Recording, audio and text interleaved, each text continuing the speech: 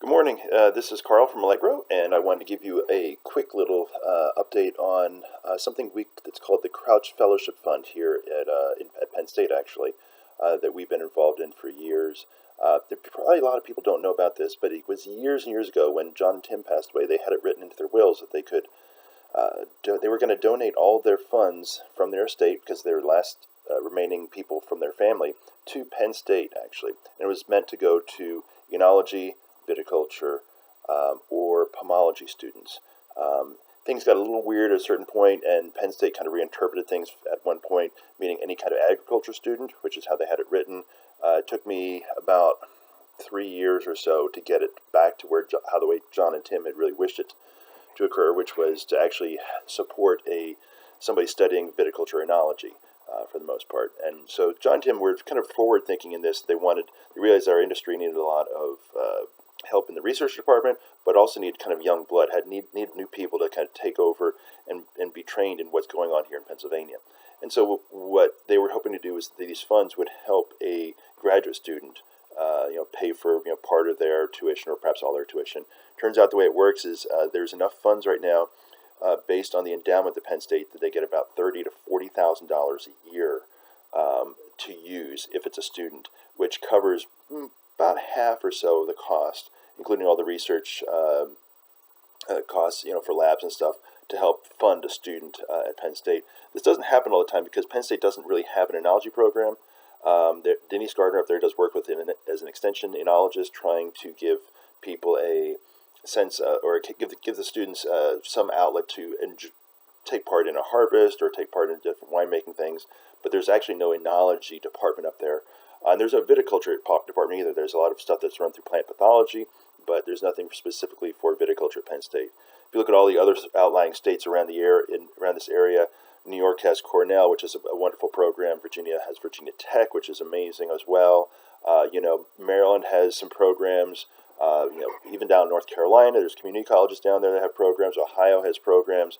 Penn State and Pennsylvania in general just does not seem to have put forth the priority to make this part of what they feel would support the industry and that there be industry demand. Of course, the demand kind of is probably what they're looking at most is there demand by the students to have this kind of program. I've got a strong feeling that there is. You're seeing so many people coming through underneath Denise Gardner's guidance up there at State College that I've got a feeling that there's plenty of students who would actually take advantage of this if there was a major and stuff at Penn State. Now that said, what I understand is going on at Penn State with this program is that there aren't that many students who actually take advantage of this. So if in any given year the funds aren't used by a student, then those funds will then revert to what's called a program fund. And that program fund then can be used by researchers, being professors who are doing enology and viticulture research or need equipment, and they can draw out of those funds now to actually help fund the work they're doing to help support our industry. Like I said, I think it runs to the tune of $30,000 to $40,000 annually that's available to the researchers or to help fund a student. If the funds aren't used up, then you end up having the funds roll over to the new year, so that the funds aren't gone entirely. Ultimately, I think what we'd like to see is, of course, more students getting involved and being able to take advantage of this. It kind of does speak to the future of what I think we're trying to do here in Pennsylvania, and trying to get students who are well trained in these areas and kind of become part of our industry as well.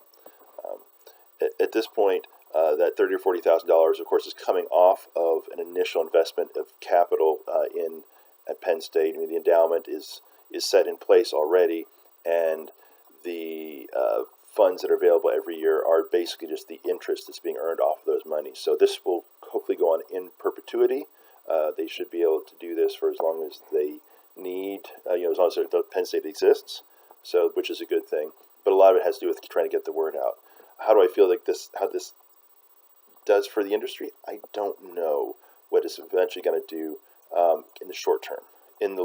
We've done some small projects. Funded a mass spec, I believe, and an auto titrator for that for some researchers. I know there's been some students who have taken advantage of this.